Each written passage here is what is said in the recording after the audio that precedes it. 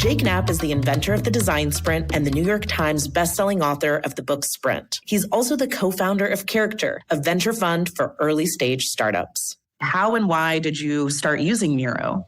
I came from this position of thinking, I don't want to be doing stuff online, to thinking now when I do a sprint in person with a company, it's like, we're going to use Miro, even though we're all in the same room, because that's a better way for us to get this work done. As an investor, we're basically investing in their ability to solve problems. We're saying, we think this group of people is going to be able to solve a problem in a really great way and create value by doing it. And actually, you need to give people the tools that can help them make decisions, help them collaborate, help them visualize and see things in a different way. And Miro does all those things. So to me, at least as an investor, I'm thinking, give the team the tools that are going to help them think, that are going to make the most, brighten their skills as smart folks. And Miro is at the top of that list. When you're ready to pop the question, the last thing you want to do is second-guess the ring. At BlueNile.com, you can design a one-of-a-kind ring with the ease and convenience of shopping online. Choose your diamond and setting. When you find the one, you'll get it delivered right to your door. Go to BlueNile.com and use promo code WELCOME to get $50 off your purchase of $500 or more. That's code WELCOME at BlueNile.com for $50 off your purchase. BlueNile.com, code WELCOME. Hey parents, Greenlight is here to take one big thing off your to-do list, teaching your kids about money. With a Greenlight debit card and money app of their own, kids and teens learn to earn, save, and invest. You can send money instantly, set flexible controls, and get real-time notifications of your kids' money activity. Set up chores and put allowance on autopilot to reward them for their hard work. Then learn about the world of money together. Get 1 month free when you sign up at greenlight.com/podcast. Hello, this is international football commentator Derek Ray, and you're listening to the Ranks FC podcast.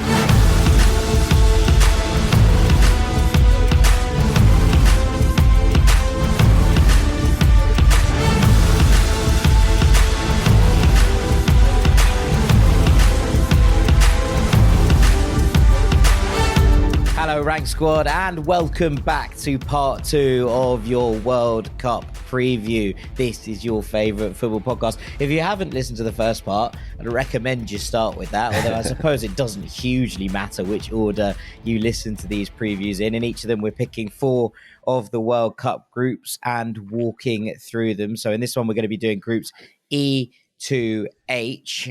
We did A to D in the first part, but I suppose you could listen to this one first if that's how you want to play it. My name is Jack Collins, and I'm joined by Sam Tyler. Rank God, how you doing, mate? Hello, mate. I'm back. You're back. That's good. And of course, our transfer guru, Mr. Dean Jones. You back too? I'm back. I'm just looking actually at the weather in Qatar and stuff, because obviously people are like, oh, but it's just going to be so hot out there. It's going to be ridiculous. It's just the same as any other World Cup. That's why they're doing it in the winter, because the temperatures are going to reflect what a normal summertime would be anywhere else, pretty much. It's still quite hot, though. 30 degrees is hot. It's not even 30 degrees. Like it's looking at about 25. And it will surely come down as well. We're getting into winter, aren't we? So, like, it will surely... This is the point, isn't it? So, like, a Winter World Cup is for a reason, because rather than be... So, in Fahrenheit, like, we're looking at, like, in the 80s here. So, it's still hot, yeah. 80 to 85 by the look of it at the moment, for when the games are going to be played. But any other World Cup is exactly the same, isn't it? Most, at the very Pretty least. much. I mean, the Brazil one was... the next one in America, that definitely will be for most of the places that the games are being played. So this is part of it. You know, Suppose so. We did see pressing numbers drop in that Brazilian World Cup, didn't we? So we could expect more of the same. Right, let's get into these groups. There's still a lot to get through, and let's start with Group E, which is probably the group of death. You'd say Spain, Germany, Japan, Costa Rica. It's about as tough as they get, I think, in terms of how it's set up. What do you reckon? Want to start with Spain or Germany? Start with Costa Rica, mate. Just quickly rule them out. Rule them out. Yeah, poor Costa Rica. Oh, poor Costa Rica. I mean, they're also like they're not great. It's a very kind of like an old, tired, not non-refreshed squad. Still got Keylor Navas, still got Joel Campbell, So we've got Oscar Duarte in defence. Like, there's a lot of like 2014 throwbacks here, but it's very, very hard to get the feeling that they're going to repeat those 2014 heroics and clamber out of a group of death that they were given then. It was England, Uruguay and Italy, and they got out somehow. That unfortunately, they feel like by far the weakest team in this group, and they come from a position of their manager isn't that popular. He's left a few players at home that would count as some of their best. Christian Gamboa, the right wing back at over in Germany, Bochum, Randall Leao in MLS. Like they're leaving players behind. They're making things harder for themselves. Manfred Ugalde as well at Twente. It's not good. There's not a good vibe around Costa Rica, and then they had to squeak through, in the playoff against New Zealand. They did turn it around though, because it looked quite, pretty much like they were done and dusted. And then they kind of won 6 out of their last 7. Yeah, to even make 7. The playoff. That would have given them a fair bit of a boost. It would have done, 100%. But they still, it's hard to have faith in a team that come through as clearly the 4th best CONCACAF team. Like they're the worst of the bunch that qualified from that region, and it's not the strongest region. So it's really hard to have faith in that team when they get given Spain, Germany, Japan. Yeah, okay, fair enough. I think that's fair. And we probably aren't expecting all that much from Costa Rica. And I imagine that the reaction within Costa Rica at getting that group would have been like, well, that's that then. But I mean, it probably was the last time they were dropped in a group of death as well, and we saw how that went. So we shall see, but I think you're right to dismiss them. Let's move on to the big guns, Spain and Germany. How are we looking? So I'll start with Germany. They're looking good, to be fair, for a team that, they haven't been performing in big tournaments like you would expect them to traditionally. But they are entering a new era now. Think back to, obviously, England knocked them out of the Euros quite easily as well. This Germany team isn't really like the one that they faced then, even though it wasn't that long ago. Hansi Flick now leading this team forwards. Obviously knows the core of this team from when he was at Bayern Munich. That's helpful.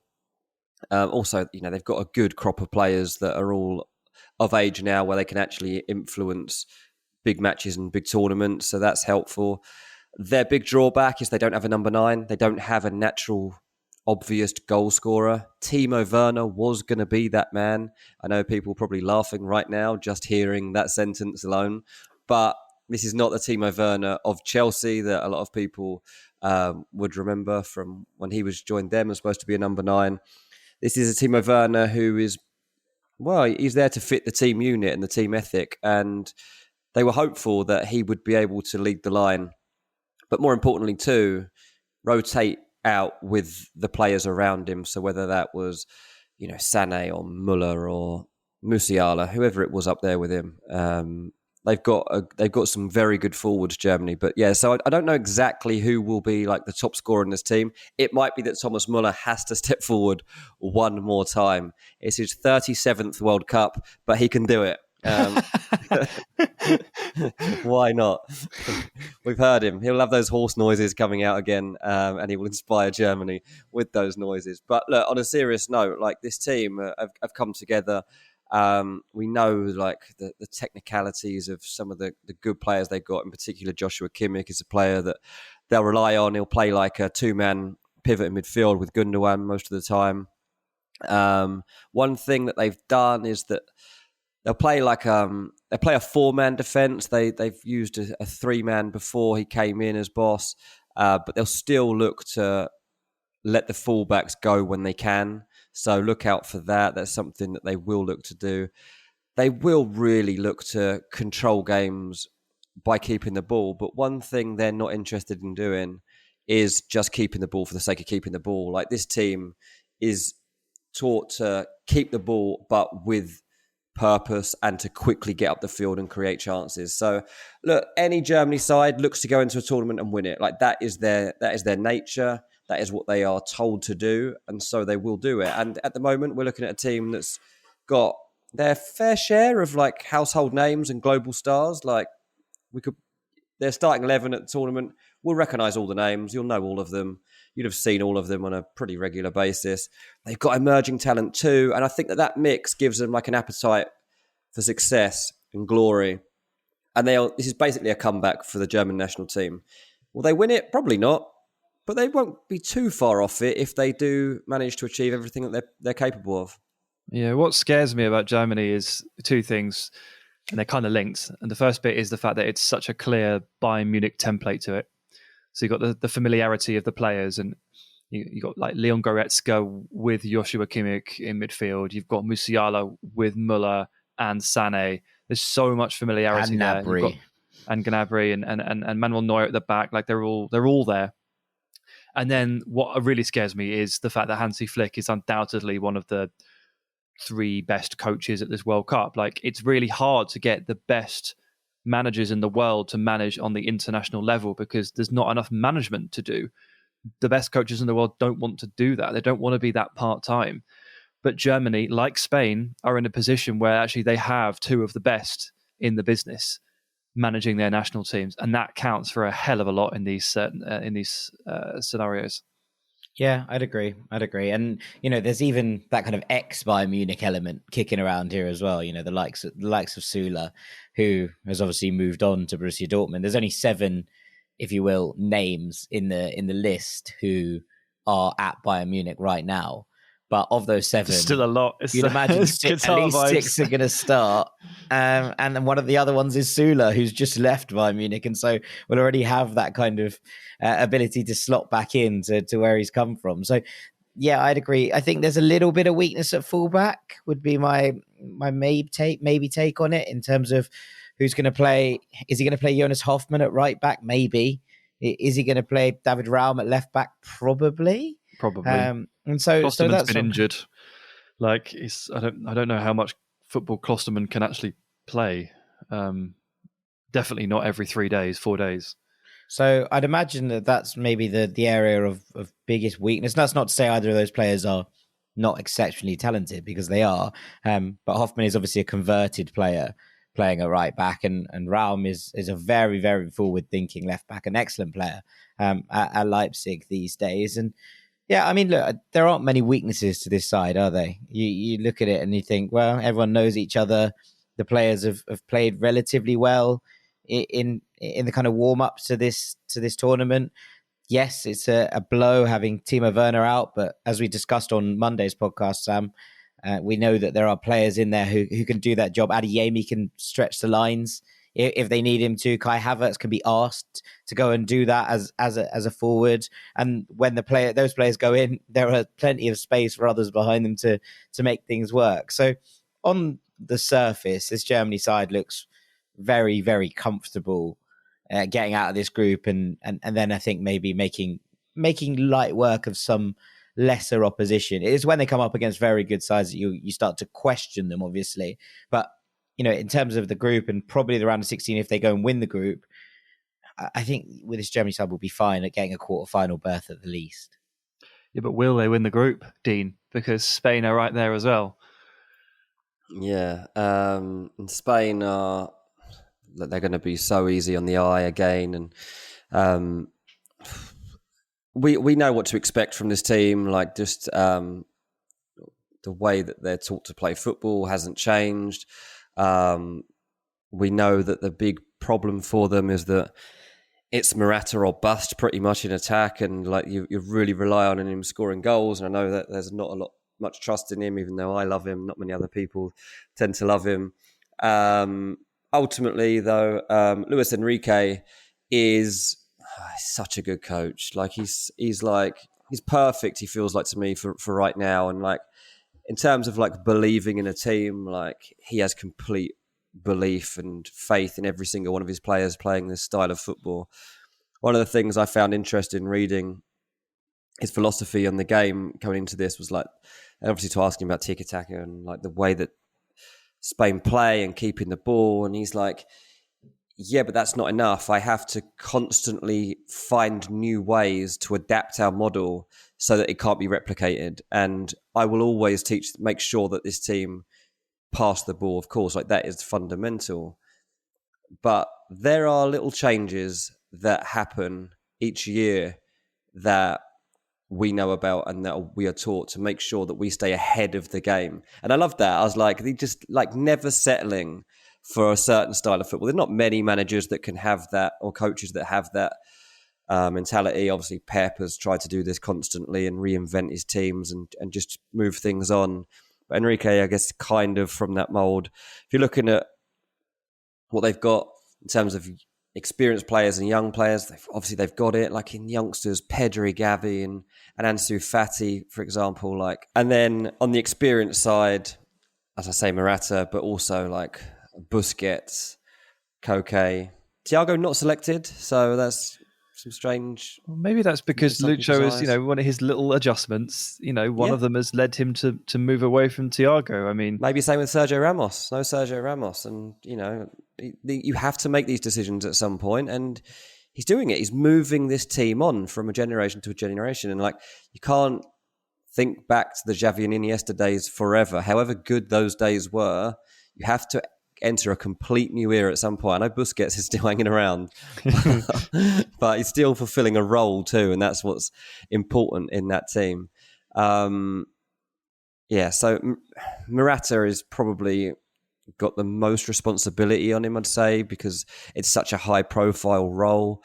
Is it Gavi that was wearing number 9 in qualifying? It's Gavi that's wearing number 9 at the tournament. Is he wearing it in the tournament? I was going to say, I hadn't checked this. The Spain squad number selection is a bit of a bloodbath, to be honest. Like the first choice keeper wearing 23.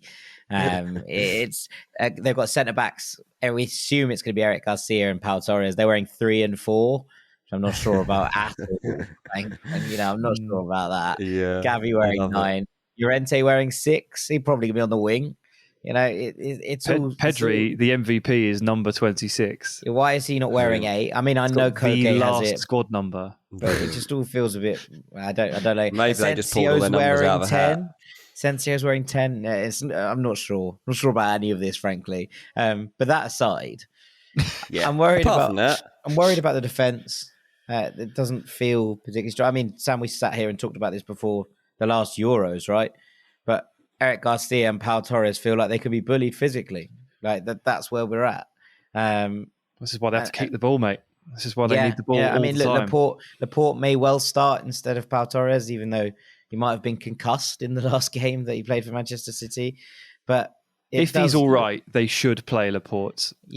They just should. Carvajal, Eric Garcia, Laporte, and either one of Alba or Gaia is fine, but it's not inspiring all the most confidence in the world. Rodri's probably the best number 6 in the world right now. So you'd imagine he'll play. But Busquets is the captain of the team. Maybe they'll play them together. No! I wouldn't, but he might. No! He won't. Lucho will not do that. But I mean, if you're starting, Busquets may well thrive here because obviously the pace of international football is a little bit slower, and it's actually been those kind of ferocious presses that have really put him in trouble this season with Barcelona. But it's going to be interesting to see how this one shakes out. The midfield is obviously about as strong as anyone's in the entire tournament. But in front of them, you're right, Dean. There's not reliable goal scorers. But we also talked about this in part 1, right? You don't necessarily need it as much as you might. No, but you need if you don't have one, you need a collection of people you think you can trust. I'm looking at a collection of people for Spain that I don't trust any of them. Like Dani Olmo loves goals, to be fair. If Ferran was if it was a year ago, if Dani Olmo, if it was a year ago, I mean, it's Sarabia, and I know he does tend to score for Spain, but on paper, you look at the collection of names right now, and you're like, Well, November 27th is when we'll truly understand what this Spain team have got about them. That is the day. It's the second game for both teams, Spain versus Germany. That is a massive fixture in the group stages. Germany will start their campaign against Japan. Spain will get the chance to boost their confidence against Costa Rica in their first match. But that second one is basically going to decide the group, you would imagine, Spain against Germany. So that's the one to keep your eye on. Yeah, I'd agree. Right, let's talk quickly about Japan, who this is their 7th straight appearance in the World Cup. They debuted in 1998 and haven't missed one since, so that's pretty impressive. But they've never got past the round of 16. It's a funny one, this squad. They're really interesting to watch. They're dynamic, they're quick, they're intricate, but they're also very direct. And I don't mean in terms of playing long balls, but they work themselves up the pitch really, really quickly, incisive short passes. And I think, against the weaker sides, especially in the qualifying, we've seen them have a lot of possession. But I actually think they're probably better when they're playing transitionally, and that maybe means this group suits them. Obviously, Spain and Germany will look to control games, and I think that Japan's best shot at beating them is, trying to basically bait them into a press and then cut through them quickly. And there's a lot of technically gifted players here, I think. And whilst the manager Moriyasu is not all that popular a figure, I actually think that he might be the kind of person that might end up with that little bit of pragmatism coming up trumps here, because he'll be able to kind of get through these games without trying to open them up too much. Because if you do that against Spain and Germany, they're going to cut you apart. But I think that them being a little bit more pragmatic, them being a little bit more conservative and transitional might just suit them in this group. And there's a lot of players here who have, exceptional talent going up the pitch, and the two defensive midfielders who I think are going to be Hidemasi Morita of Sporting and Wataru Endo of Stuttgart are very comfortable, turning under the press, getting into space and finding those right passes. They're very good off the ball as well. Their shape is really good. And then ahead of them, you have the likes of Daichi Kamada, who has been absolutely sensational for Eintracht this season. And then I think Daisen Maida's going to play up front. Now, he's the only Celtic man to get the nod, and there was a lot of consternation about the fact that Kyogo Furuhashi didn't go. A lot of consternation from you, maybe. No, there was a lot of consternation out of Japan. You should have seen the WhatsApp messages, guys, when Jack saw the squad. I was livid. They've left out Kyogo. They're not taking the goal source. But they weren't. They're not taking the goal source, which is a bit of a crucial one, isn't it? Look, Maida's a really interesting player. He's a bit like Timo Werner, right? He runs the channels all day.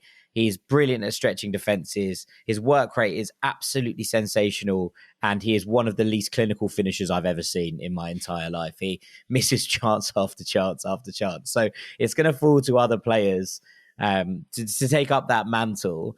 But they also do have, apparently now the best player in the Premier League in Kaoru Mitoma, who has basically just come into this Brighton team and been like, oh, by the way, I'm unbelievable. The ball's like glued to my feet all the time. He's exceptional. So I'm looking forward to seeing a little bit more of him.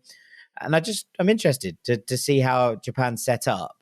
But ultimately, I think that they are well placed to make life hard for the two big guns in this group, because they'll be quite comfortable and like, all right, you have the ball. And then when we get it back, we will go at you really, really quickly. And we know for a fact that Spain have hated that at times. It's, how Italy got through them in the last Euros. We saw them cut through them on the break and kind of take that possession-based approach from Spain and invert it on its head to beat them. And obviously it came down to that late goal. But equally, it was one of those games that you look at and go, okay, this is how you play against Spain. I think Japan are more than capable of playing in that manner. And I think it might be very interesting to see if they can bloody some noses. One of my favourite phrases at the moment, as you can probably tell. But yeah, Minamino, Maeda, Mitoma, Kamada. There's a lot of very, very talented footballers here in the attacking third who can make a difference. And yeah, I think they're well placed to cause an upset, to be honest. Well, what's your prediction? I'm going to go Germany and Japan, and I really don't want to do that. No, you're not. You just bullied yourself into that. No, I'm going to go for Germany and Spain. Yeah. But I do think I'm not going to do it. But I do think it's a kind of space for them taking at least a point off one of them. Yeah. I think there's like a lot of teams in that sort of top 10, de facto top 10 for the World Cup, the big like heavyweights that would be really, really scared of Japan. And like for example, England, I would absolutely be certain that we would lose to Japan. And I think that Belgium would, and I think that Portugal would, and all that stuff. But with Germany and Spain being what they are, and with those managers, with the trump card of those managers, I just think this might be very unfortunately just a little bit too difficult for Japan to get over, even though they will absolutely. Those games, the games that Japan play will be some of the most entertaining, I think, of the groups, definitely. You'll definitely want to watch those games against Germany and Spain, but I'm going to take Germany and Spain too. I don't know which order. Does it matter? Yeah. They're going to have to draw lots. So Germany got alphabetical order. Yeah, Germany will go through on drawing lots on first place. Dean? I think Spain, because Morata's going to be on fire. Spain, Germany. Okay, let's have it.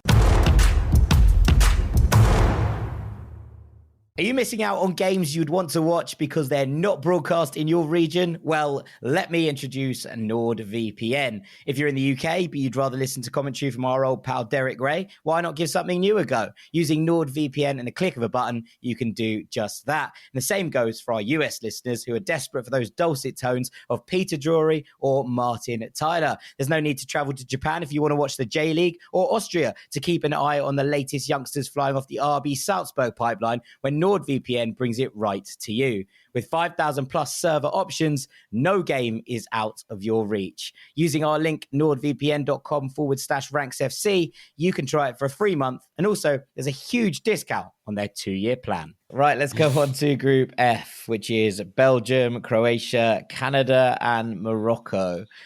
Sam, Belgium look very much the same as the last time we saw them, don't they?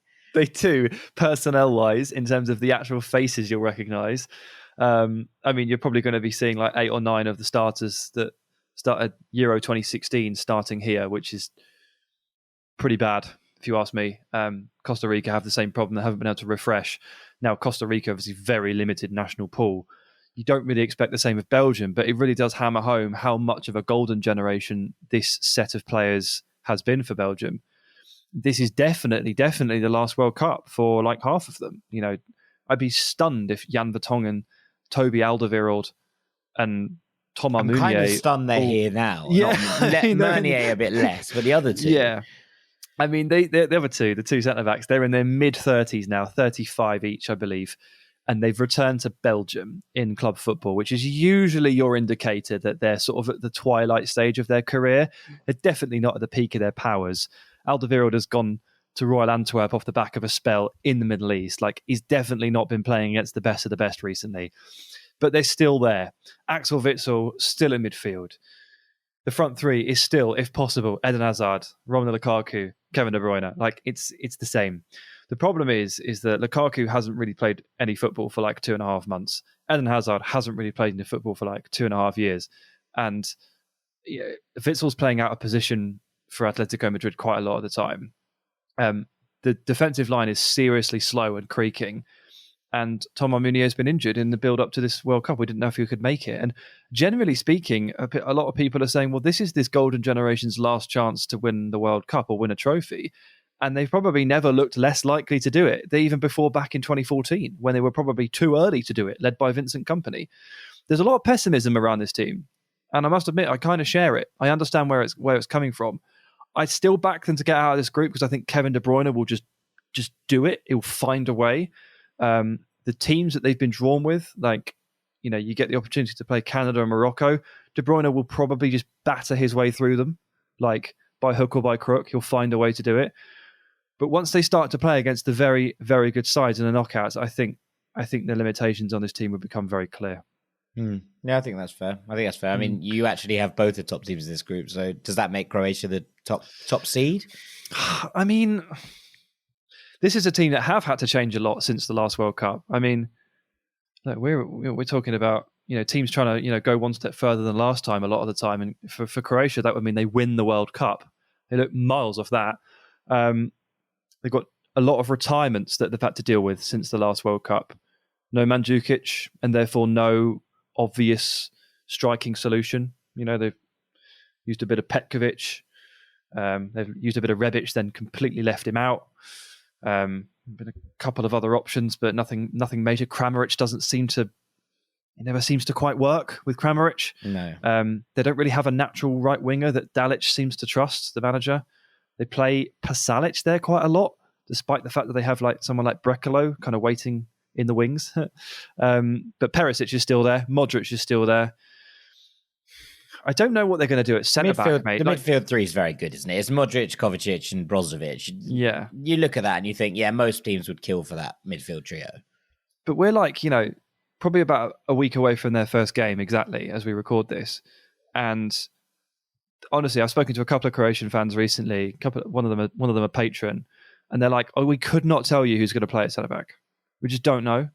Like, there's an option to go for like the old tried and trusted Dejan Lovren, Domagoj Vida, but then they've got very talented young players in Sutalo from Dinamo Zagreb and Gvardiol at Leipzig, and it's like, who are they going to play? And the answer is, don't know.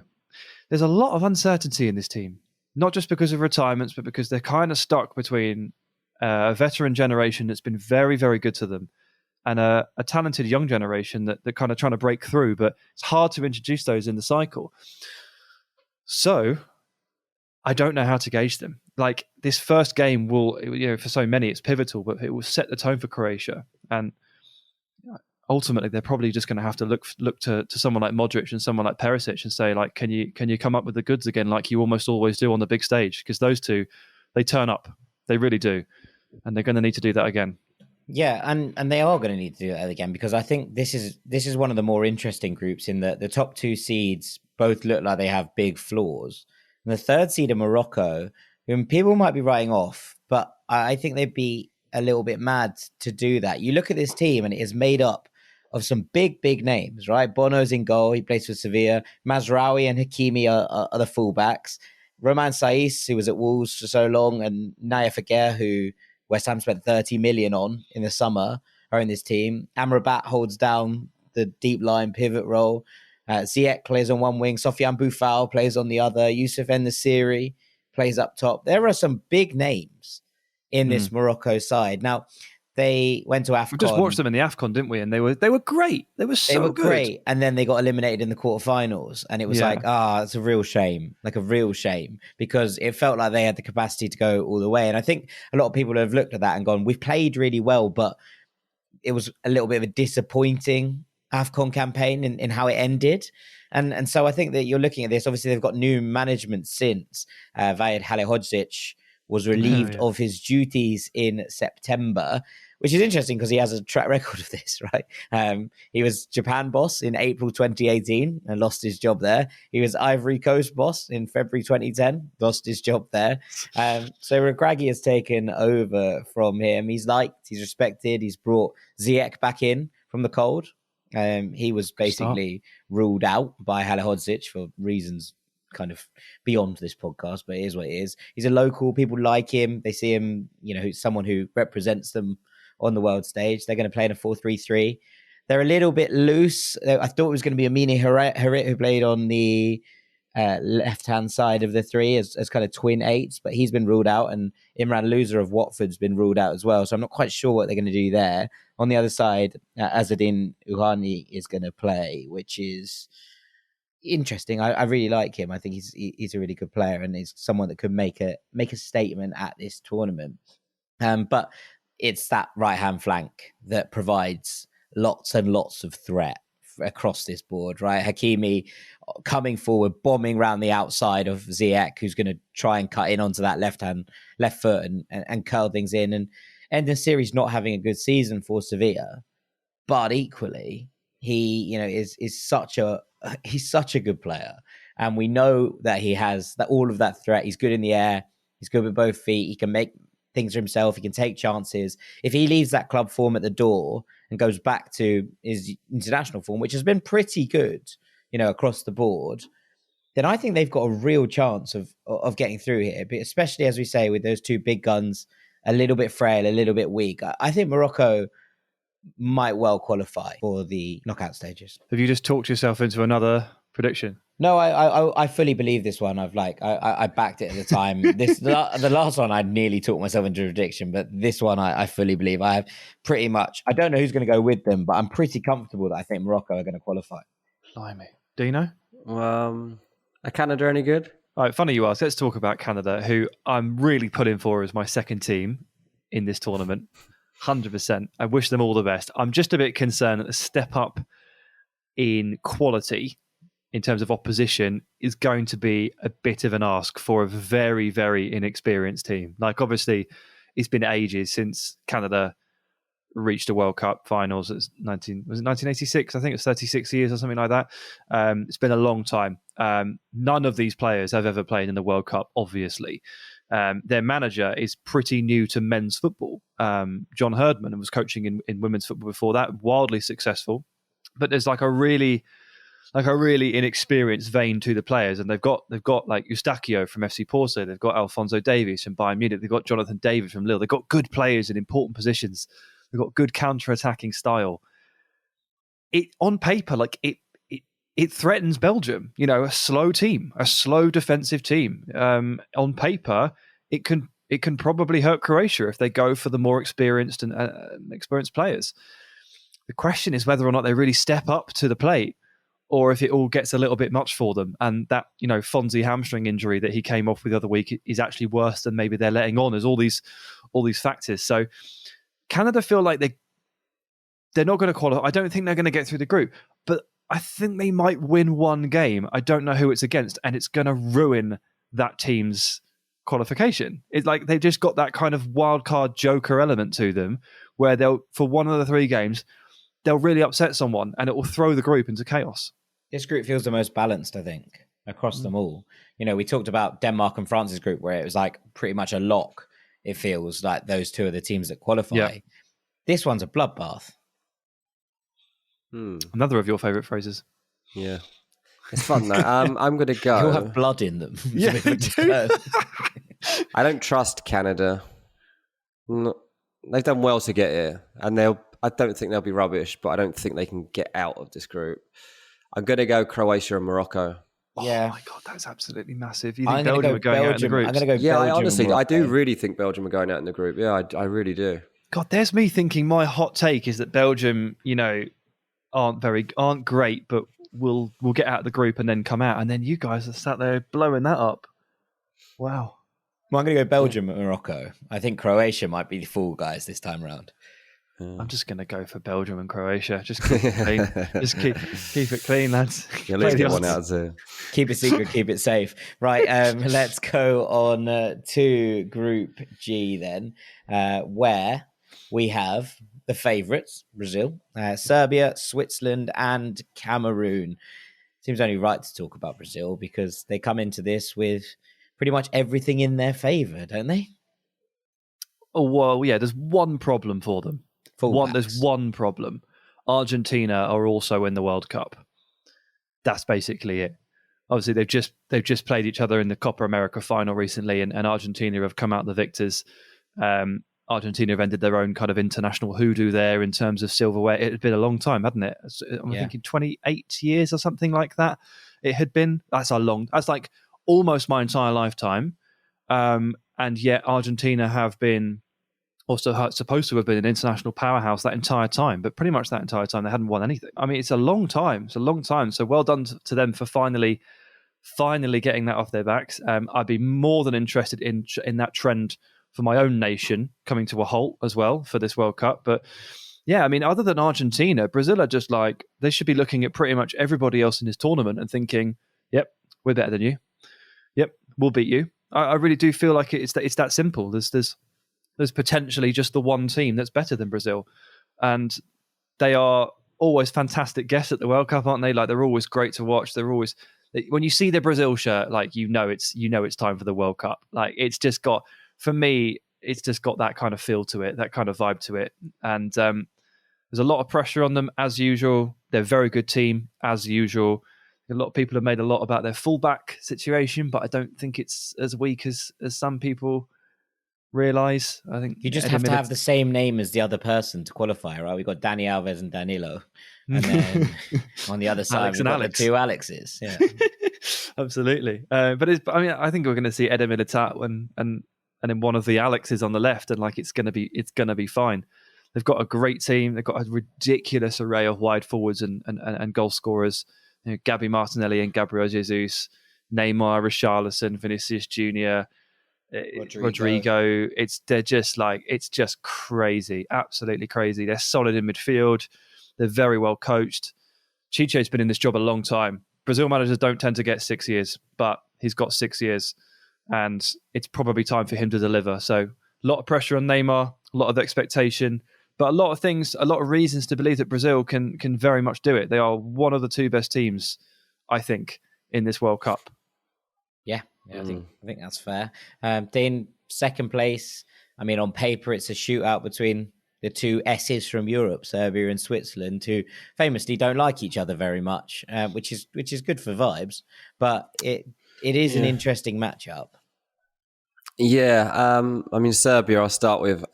Their first group game is against Brazil. So that's obviously their toughest game. And Serbia, they could be the most fun team to watch at this World Cup. If they go for it with the same attitude they've had recently, then they could be a lot of fun. They don't put too much emphasis on worrying about the defense. It's all about like, let's be patient, but look to attack as soon as we possibly can. And typically, Milinkovic-Savic will pull the strings in the middle of the field.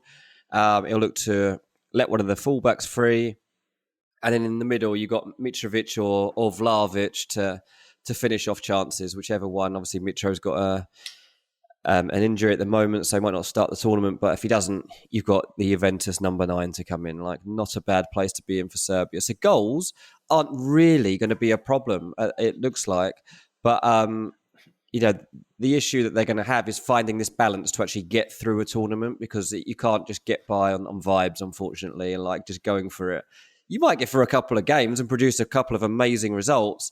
But, Serbia, if they were to completely fulfill their ambitions and what they're capable of, I mean, I saw their coach talking about semi-finals. Like, that's how good they think this crop of players is. I don't think that's probably going to happen, but that just gives you an idea of what they feel they are actually capable of here. They obviously finished in qualifying ahead of Portugal. So again, like, another reason to take them seriously. They are optimistic. They believe in themselves.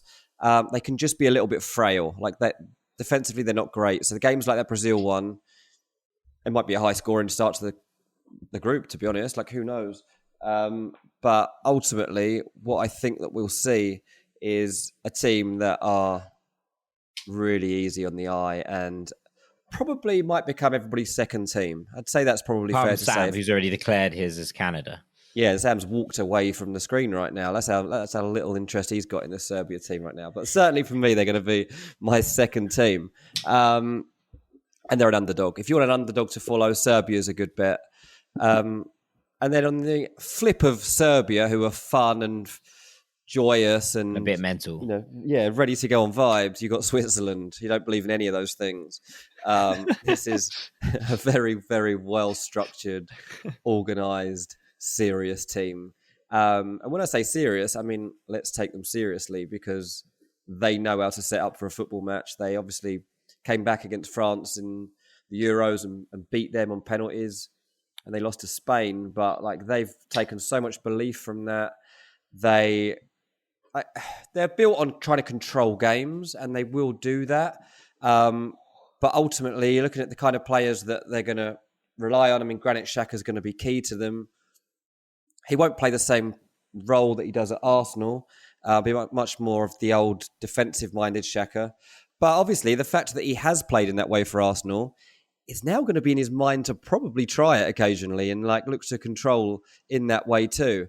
Shaqiri's still an important matter. When it comes to goals, Breel Mbolo is likely to be the one that you're looking at. He's currently at Monaco. He was their top goal scorer in qualifying. He's a player that I like, but I'm never wholly convinced by, if I'm totally honest. I don't feel like you can rely on him for finishing all the big chances, but he is a good player, so at least they have got a decent striker for this moment in time.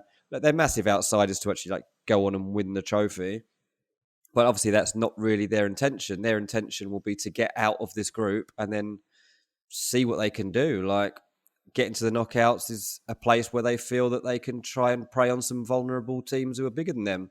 So they've had a great 18 months or so, and they will feel that they can be the surprise side in this group. In fact, they might not even consider themselves a surprise side anymore. They probably feel that they should be considered genuine contenders to get out. Yeah, and they probably should, to be perfectly honest with you. That's where we're at right now, because they are, as you say, they're serious. They're another one, Sam, of those sides that you imagine that, the second tier of favourites here, like, just please don't give us Switzerland. Like, the kind of annoying side that will just like grind out a 1-0 win over us, and we just won't be able to break down. Then they're not fun to watch, let's be honest. But they are good at tournament football. They are good at knockout football. Yeah, I'm willing to give them an illustrious title. In a World Cup context, I think that they can be named chief party poopers because they're just like, you and Dean have basically sat there and summed it all up. They're not always amazing to watch, but they're very functional, very reliable, very stingy at points, very experienced and level-headed. And if you don't get it spot on against Switzerland, you are going to lose, and you cannot underestimate them. I'm actually really excited to see if Noah Okafor can make this a bit of a breakout tournament for himself. Red Bull Salzburg player. He's got handful of caps now for the senior team, eight I think it is, with a couple of goals. But Embolo, Dean's right, Embolo, like, he has his moments. Like, for 20 minutes he looks like he's transformed into like an absolute world beater, and then he kind of goes off the boil again. He's never really been able to find that consistency at club level, which has held him back. But like, if he catches fire in the tournament setting, like, he is a massive problem. And I look through the squad and I look at like the possibility, or the chance to be, play against Dennis Zakaria and Granit Xhaka and Fabian Schär and Jansson. I don't want to play those guys. They're going to ruin my day. They're going to absolutely ruin my day. So yeah, definitely one of those teams that you'd be mad to underestimate. And I think I like them more than Serbia, to be honest with you, in a qualification context. Okay. All right. Let's talk quickly about Cameroon, who are a bit mad, actually. Obviously, they came third at AFCON. It was a home AFCON back in January.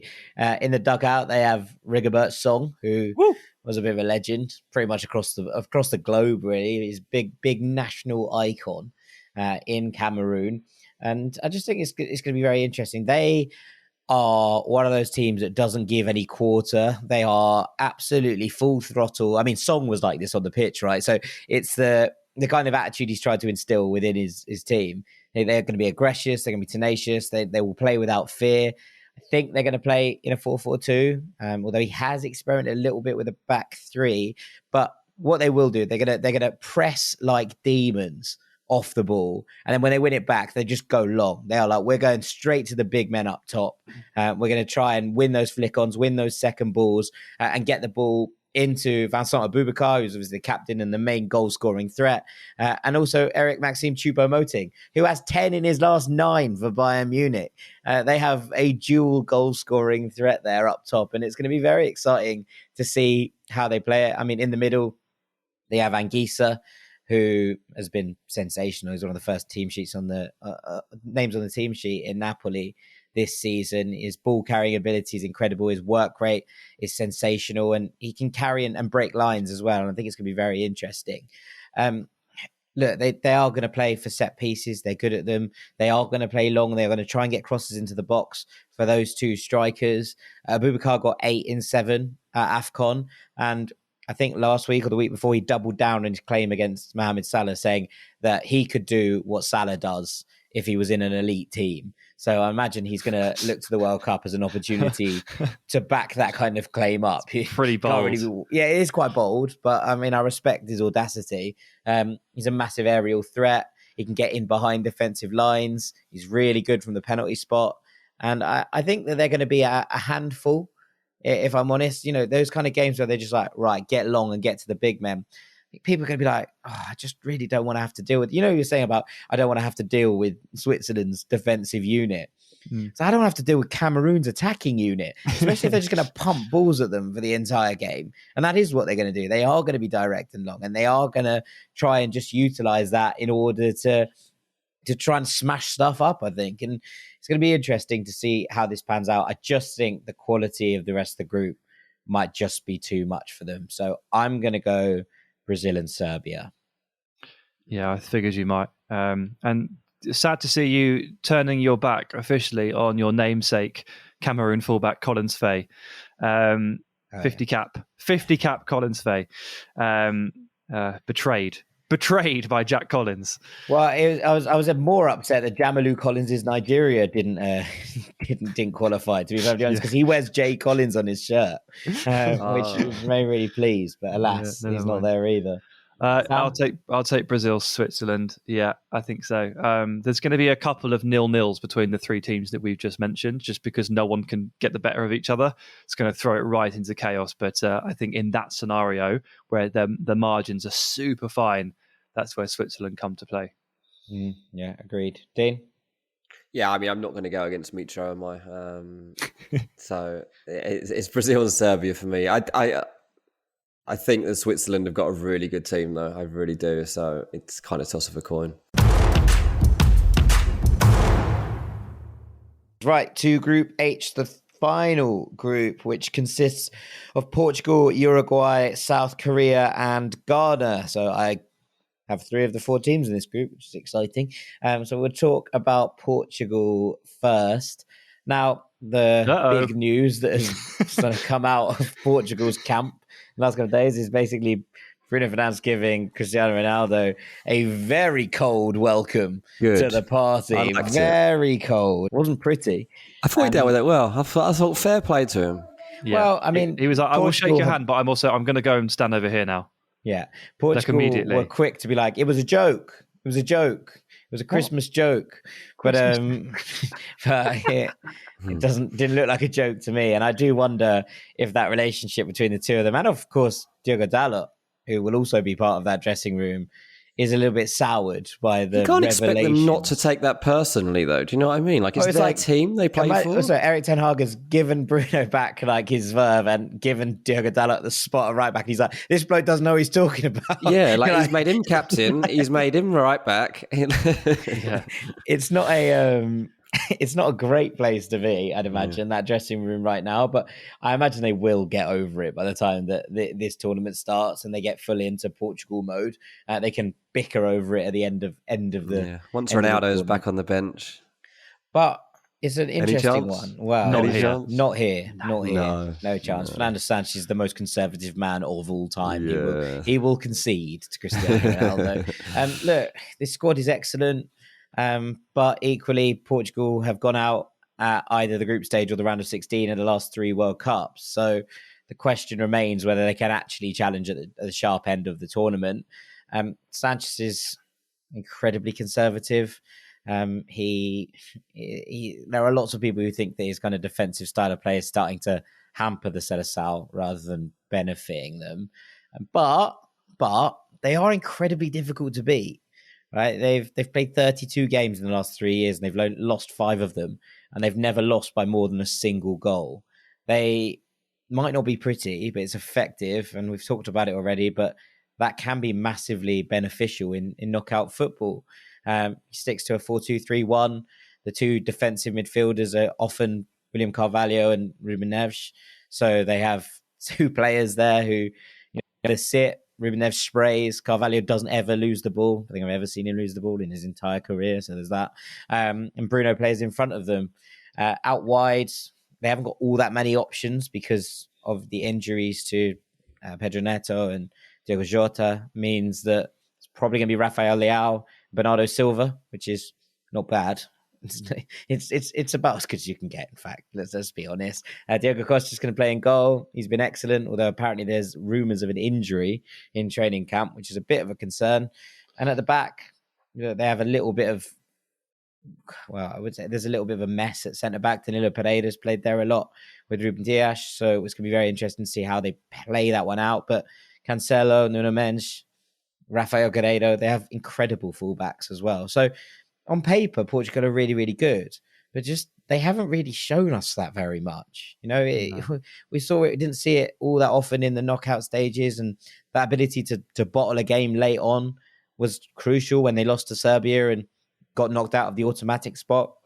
They cruised through in the actual playoffs between they beat Turkey very, very comfortably and then beat North Macedonia as well, and everyone was like, okay, that's fine, they're back.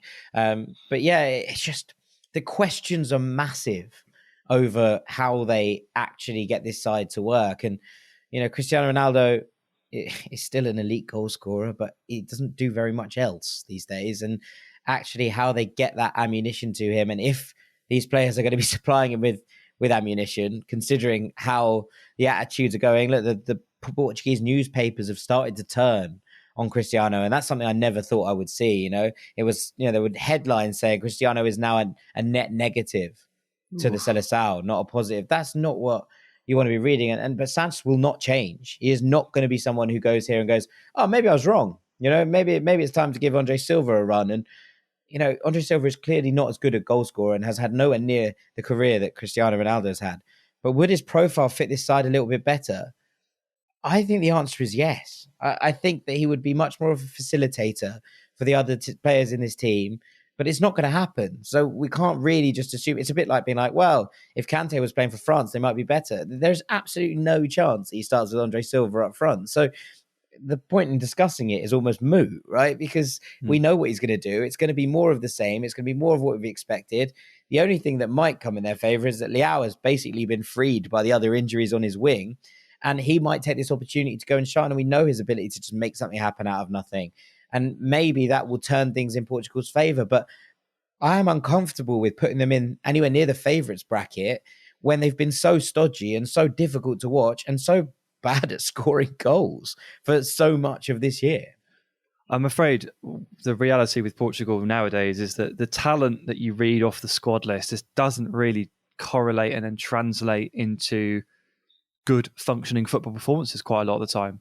I hope for their sake it changes for this World Cup and these group stage games, but there's not a lot on the pitch that you see. Like you read the squad list and you think, right, okay, I understand where they're going with this. I know what the coach wants to do. I know they want to be structurally solid, but they never actually feel like they're that hard to beat, or at least they did not in the Euros. Like hard to score against, maybe is probably the better way to put it.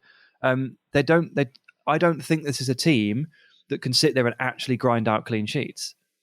They might only concede one or something like that, but they invite so much pressure on themselves, and then the attack lacks any kind of fluency. And Jack, you're talking about Rafa Leao, and obviously I really hope he plays, but I wouldn't be surprised if he's still on the bench because Otavio has been given the left wing role. That's the sort of thing. Otavio's playing beautifully for Porto at the moment. Yeah, he's a really good player, and he was also the hero of the playoffs. So he probably earned, and also Leao hasn't scored for Portugal in 11 games. Yeah, which is very interesting. They've had to call up an uncapped player in Antonio Silva, who we really like, obviously from Benfica, but an uncapped centre back has had to step into the void. Glad he got the nod. Injuries to Pepe, and I don't know, man. Cancelo's not playing well at the moment, and I don't know. I want them to be better. I'm like every other Portuguese person. I want them to be better, but they just rarely show it. And the lack of fluency running through the team, it pulls the attack down. And they find it really hard to get their foot on the ball in games, and therefore it always kind of feels like it plays against them. And agree. Well, it might open the door for Uruguay, right, Sam? It might do. They've been rocked by a big injury to Ronald Araujo, but trying to step away from that and trying to focus on the good bits. They've still got Fede Valverde, who's absolutely awesome. They still got Rodrigo Bentancur, and they got Darwin Núñez. 3 players that have the ability to really change the game and make a statement for Uruguay in this tournament. They changed managers finally. Uruguay, for those that don't know, they moved away from the tried and trusted, and by tried and trusted I mean the very much tried and trusted Oscar Tabarez, who was in charge for I think it was 3 World Cups and 6 Copa Americas in a row. It's a hell of a stint. They moved to Diego Alonso. Not that much has actually changed in terms of the shape of the team, but they are a little bit more expansive where possible. Darwin Núñez, part of a strike partnership. Suarez and Cavani still going, both 35 years of age. Neither can play her full 90 minutes. They'll probably play like a tag team role, like the hands the baton after the first 100 meters to the next guy, and Darwin will be there crashing the back post. Uruguay have got some good players. They've got some really good midfielders. I'm interested to see what they can do, to see if they can take advantage of some Portuguese dysfunction. But I do think that there is a natural ceiling on on just how many games that Uruguay can grind their way through. And without Araujo at the back, who's just like this brilliant, 1v1 defensive operator who can take away a team's best player, I think we will see, in our minds, Uruguay will be more solid than they actually are. Yeah, I think that's fair. It's good though, because it opens it up. It does open the group up, and it's a bit of a weird group, to be perfectly honest, because I don't feel like anyone feels like they're in great place ahead of the World Cup. And go to Ghana and South Korea, but start with Ghana. They had the worst AFCON they've had in 15 years. They were eliminated in the group stages. They got rid of their manager and they appointed Otto Addo, who played for Ghana in their first ever World Cup in 2006. They squeezed past Nigeria on away goals in the playoffs, which is impressive in itself, right? Like that needs to be made a point of, because this Nigeria side are very, very good. But since then, the performances haven't been great. Like they lost 3-0 to Brazil and really offered absolutely nothing. There's nothing wrong with losing to Brazil, but they offered sod all, frankly. And then they played Nicaragua and squeezed past by a single goal. It wasn't good to watch. And so kind of, despite the fact that Addo has a good coaching CV in Germany, there are already these questions being asked about him and quite a lot of pessimism about their chances to impress. We don't really know how they're going to play because he's used 4 different tactical setups in 8 games, Addo, and he seems to have settled recently on a 4-2-3-1, but I can absolutely see him going back to a 3 at the back to play against teams who on paper are better than Ghana. The wingers sit really deep, even if they do play a 4-2-3-1, makes it look a bit more like a 4-4-1-1, to be perfectly honest with you. Thomas Partey and Mohamed Kudus play in the pivot, which is good. And they're 2 very, very good footballers. Kudus in particular, obviously he's been playing up front for Ajax, but he's so good between the lines and he's so good to be able to make those spaces and wriggle through tackles and actually change Ghana's defense into attack. He's very, very press resistant. I like him a lot. And he's going to be crucial if they're going to get anything done. But they've got this kind of new influx of other players who have come in to kind of boost them, the dual nationals, if you will. Dennis Adoy has come in here, once for Fulham, now famously smashing up the Champions League with Club Brugge. Alexander Djiku and Daniel Amati are fine. Salisu is there, but won't play, I don't think. I think they're going to go with Amati. Salisu's registration only came in late, and he basically seems to have lost his spot in the kind of madness of him not going. So he hasn't really He refused to commit, didn't he, for ages? Yeah. So basically in that time, Daniel Amati basically secured one half of the side, even though that Salisu is a much better defender. And I like Djiku as well, to be perfectly honest with you. Djiku's good, but wow, if you have to pick between Salisu and Amati, on paper at least, Salisu's miles better. But I think Amati will start. Yeah, it's about rhythm. They have Kamaldeen Sulemana, who I really, really like. I know he's a favourite of this podcast. He's not had a great... Well, he had a good first season in France. He was ended prematurely by an injury. And then you kind of go back into it and you're like, oh, he hasn't really got completely going this season. But I do think he'll start, and his unpredictability in the final third is something key. Jordan Ayew and Andre Ayew will play in there. And then up top, it's going to be, I genuinely think it's going to be Iñaki Williams, which is great. Like, great vibes. Really delighted for Iñaki that he's going to the World Cup. But it does mean that he's basically asked to do a lot of this himself. They'll look to slide through balls in behind him to run onto, which is what he's very good at. But I do wonder if he's just going to be very, very isolated in this Ghana side, because they are, first and foremost, incredibly defensively organised. And they get that kind of... They have that kind of feel about them that they're trying not to concede. Now, there's the kind of unspoken bit where they are playing Uruguay, and obviously the old enemy is back in so many ways, and no one will have forgotten that handball by Luis Suarez in a hurry, or the missed penalty by Asamoah Gyan, or any of it. But they have a score to settle, I would say, there in the Uruguay game. But I'm a bit worried, and I'm a bit pessimistic about Ghana, despite the fact that the team on paper looks quite good at times. It hasn't quite translated onto the pitch yet. I think this is a new chapter being written with the dual nationals, but I don't think it's been given enough time to breathe for them to really succeed. I hope I'm wrong. I really do. But that's how I feel about it right now. And then South Korea on their 10th consecutive World Cup, back to 1986, which is good. That you'll remember that they were in the chaotic group last time in Group F, where they beat Germany on the final day, but then happened to be eliminated by Sweden beating Mexico. They were absolutely furious. They thought they'd done it. They were like, no way, that'll work. If we win this, we'll go through. Paulo Bento's in charge. We weren't really expecting him to be in charge because normally they change managers within each World Cup cycle. But the COVID crisis kind of threw that off. So he's been left in charge. Again, another sequence of poor results this year has left them a little bit all over the place coming in. They'll play the 4-3-3. They will try and get their front line going aggressively over the top. We're still concerned about whether Song Heung-min is going to be completely fit to play. He looks like he's going to play in a face mask, which is going to be interesting. But it's only a face. You don't need a face to play football. You don't need a face. Kim Min-jae at the back's been at Napoli this season. He's been really impressive. But they're conceding way too many goals. They conceded twice to Costa Rica and Paraguay in the last couple of months. They conceded 3 to Japan, 5 to Brazil. It's not great across the course of it. But Hwang Ui-jo, who's at Olympiacos this season on loan for Nottingham Forest, did really well for Bordeaux last season. I think he'll play through the middle, and then Hwang Hee-chan, I think, will play off the left. But the nice thing about that as a front three is that they're really, really interchangeable. They can move around. They can switch positions. They're all comfortable in all three positions in the trident. So that's good.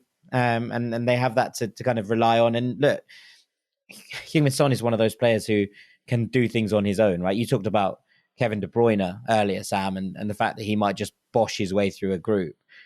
If they need goals, I wouldn't be surprised at all if Heung-min Son just steps up and is like, "Don't worry, I'll just do it. This one's mine, I guess." So yeah, it's gonna be very interesting to see how it goes. They did okay in qualification. They lost just once in 10 games. They finished 2 points behind Iran and 11 clear of the UAE, who were in the playoffs. And even that loss, to be honest, came after qualification was already secure. So it's going to be interesting, but I haven't seen it get going yet, and I'm loath to back them when I haven't seen it get. If this group, right, if you were looking at two of the other teams that come into this group, if you'd had Portugal or Uruguay in one of the groups that had, a Japan in it, you'll be going, right, yeah, go on. And, these are there to be got at. But I just think that South Korea and Ghana just feel a little bit off the pace, and that might just allow Portugal and Uruguay to kind of just batter their way through with just better players being on the pitch. Yeah, I don't disagree with that. I think I like the look of Ghana on paper, but I worry about how it comes together. I don't actually really like the look of South Korea on paper, although I will be the first to admit that they would be one of the teams I know the least about here. So a lot of K-League presence, and I don't know exactly what to expect there. It's going to be tough. How much can Son do? I don't think enough is probably the answer. So you go with I'll go Uruguay top, Portugal second. Dean? Yeah, I'll do the same. On South Korea, I did speak to one person. I said, "Oh, what's your chances?" And he sent back a message which was very, very pessimistic. Like, there's really not much expectation there. So I think we're right to think this way. Yeah, Portugal, it's a World Cup. Anything can happen, but it can't look this. Picking these obvious picks is not the way it will pan out, because that's just never the way.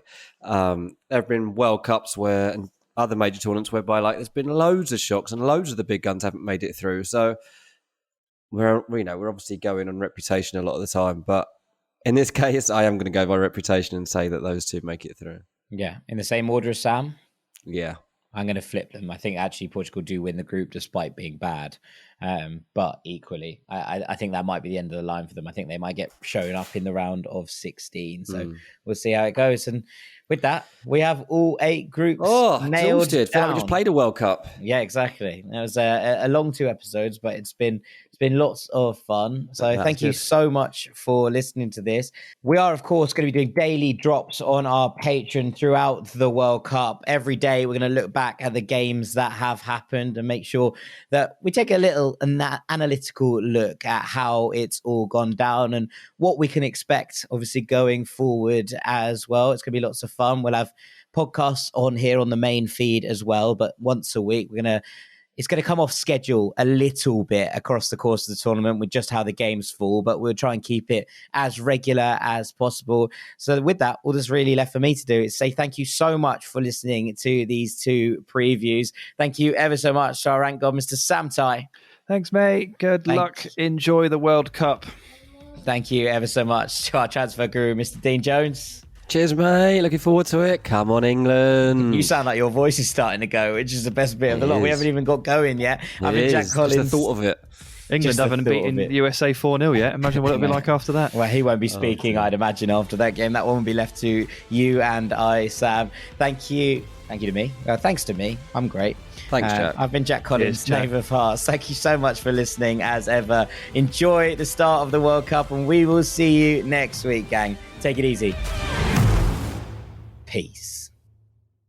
Today, we discuss Miro. Listen, when it comes to running client workshops, the dream, of course, is to get those creative juices flowing, right? But typically what ends up happening is thousands of hours get wasted because of poorly facilitated meetings. So I have Maya with me today. She's a consultant who runs Fortune 100 workshops, from leadership training to team building, and she has the insider tip on what makes things work. Maya? Thank you, Jason. I've been doing this a long time. My number one tip is to bring everyone into that visual collaboration platform. So personally, I use Miro, and it's completely changed how I interact with the room. You have to give people a way to feel like they're in the room even when they're not. That's something you can do easily in Miro. Otherwise, they've seen the same slides and format 1,000 times. Falling asleep, eyes glazing over, yawns, all that. Exactly. When people follow me on the Miro board, everyone is literally going on a journey with me. We're adding thoughts, we're reacting, and we're voting for the best ideas. It's great. Connective magic. I like it. That's MIRO.com. When it comes to teaching kids and teens about money, practice makes perfect. That's where Greenlight comes in. With a debit card and money app of their own, kids learn to earn, save, spend wisely, and invest. Parents send instant money transfers, create custom chores, and automate allowance, while kids track their spending, set savings goals, and practice money skills they can use today and for life. Get 1 month free when you sign up at greenlight.com/podcast.